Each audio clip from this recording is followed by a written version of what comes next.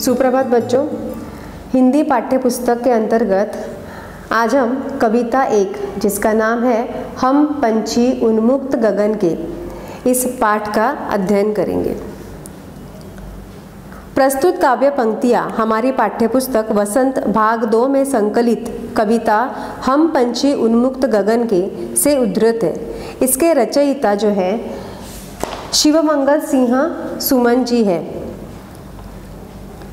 इनमें पक्षियों के माध्यम से गुलामी की अपेक्षा आज़ादी के महत्व को दर्शाया गया है।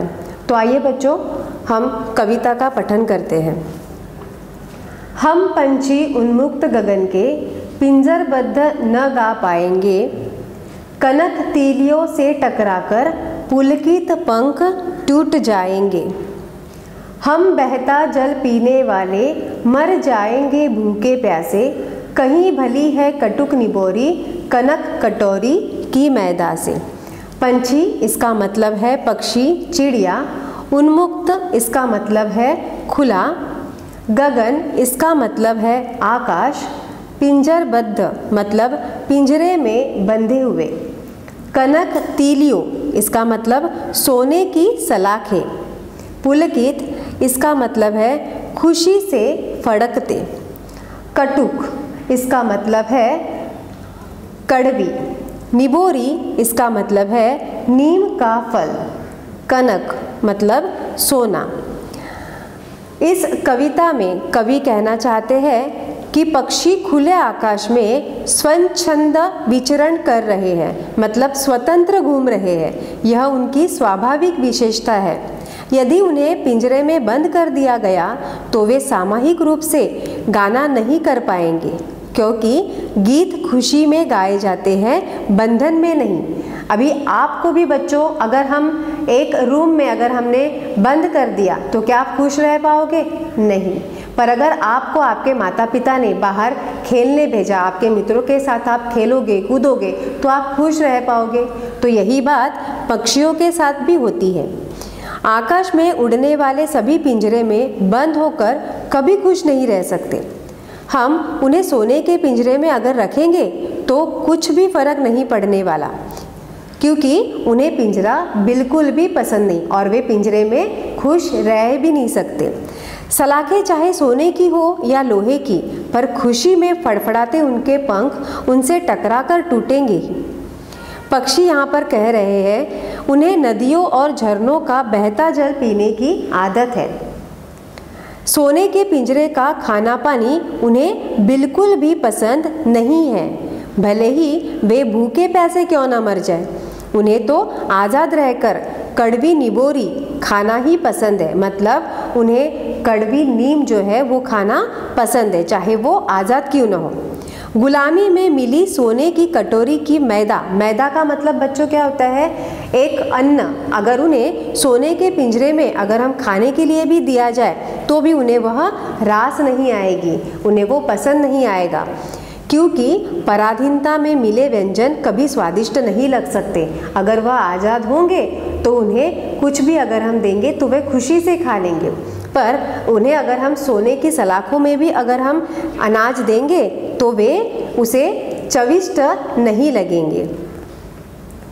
आगे कवि कहते हैं स्वर्ण श्रृंखला के बंधन में अपनी गति उड़ान सब भूले, बस सपनों में देख रहे हैं तरु की फुनगी पर के झूले। ऐसे थे अरमान की उड़ते नीले नभ की सीमा पाने, लाल किरण सी चोच खोल चुगते तारक अनार के दाने। स्वर्ण श्रृंखला इसका मतलब है बच्चों सोने की कड़िया। बंधन का मतलब है रोक। गति का मतलब है चाल या वेग। उड़ान का मतलब है उड़ने की कला। तरु का मतलब है वृक्ष या पेड़। फुनगी का मतलब टहनी का सबसे ऊपरी भाग। अरमान का मतलब है इच्छा या ख्वाहिश। नभ का मतलब है आकाश। सीमा मतलब अंतिम छोर। चुगते इसका मतलब होता है एक एक दाना जब चिड़िया चोंच से उठाकर खाती है, और तारक का मतलब होता है तारों के समान। यहाँ पर इस पंक्तियों में कवि यह कहना चाहते हैं कि सोने के पिंजरे में पक्षी अगर कैद रहते हैं तो वे अपने गति और उड़ने की कला सब भूल जाते हैं, क्योंकि बहुत दिन तक जब वो पिंजरे में बंद रहेंगे तो उन्हें उड़ना ही नहीं आएगा और वे कैसे उड़ते हैं वह भूल जाते हैं। पहले वे वृक्ष की टहनी के सबसे ऊपरी सिरे पर बैठकर झूला झूलते थे, अब यह एक सपना सा उन्हें लगने लगा है। उनकी इच्छा थी कि वे कभी उड़ते उड़ते नीले आकाश के उस छोर तक पहुंच जाए जहां उसकी सीमा समाप्त हो जाती है। उन्हें आकाश में बहुत ऊंची गति लेना है, बहुत ऊंचे आसमान तक उन्हें उड़ना है। उनका अरमान मतलब उनका सपना था कि किरणों जैसी अपनी लाल चोंच से वे तारों जैसे अनार के दाने चुगे। यहाँ पर कवि ने तारक अनार के दाने मतलब तारों के समान, जैसे तारे होते हैं उनके समान उन्हें अनार के दाने अपनी चोंच में लेकर चूगना है, मतलब खाना है। परंतु गुलामी के जीवन में उनके सारे सपनों और अरमानों का गला घोंट दिया है। उनके सारे सपने चूर चूर हो गए हैं, उनकी खुशियाँ उनसे छीन ली गई है। अब तो वे पिंजरे में भी बंदी बनकर रह गए हैं, उनके सारे सपने टूट चुके हैं। आगे कवि क्या कहना चाहते हैं? होती सीमाहीन क्षितिज से इन पंखों की होड़ा होड़ी, या तो क्षितिज मिलन बन जाता या तंती सांसों की डोरी। नीड़ न दो चाहे टहनी का, आश्रय छिन्न भिन्न कर डालो, लेकिन पंख दिए है तो आकुल उड़ान में विघ्न न डालो। सीमाहीन का मतलब होता है जिसका कोई अंत न हो। क्षितिज मतलब वह काल्पनिक स्थान जहाँ धरती और आकाश मिलते हुए प्रतीत होते हो।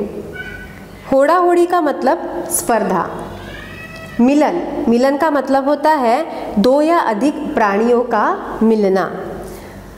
तनती सांसों की डोरी, इसका मतलब होता है छात्रों मरते जाते, मतलब कि प्राण निकल जाते। नीड़ का मतलब होता है पक्षियों का घोंसला। आश्रय का मतलब सहारा।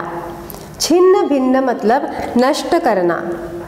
आकुल का मतलब बेचैन होता है और विघ्न का मतलब रुकावट। तो यहाँ पर जो कवि है शिवमंगल सिंह सुमन, यह यहाँ पर इन पंक्तियों के माध्यम से यह कहना चाहते हैं कि पक्षी अगर वे आज़ाद होते तो उड़ते उड़ते आकाश की सीमा ढूंढने निकल जाते। अपने इस प्रयास से, अपने इस प्रयत्न से या तो वे क्षितिज मतलब आसमान के ऊंचे शिखर के आखिरी छोर तक पहुंचकर ही दम लेते या अपने प्राण त्याग देते। ये सारे उनके एक अरमान है।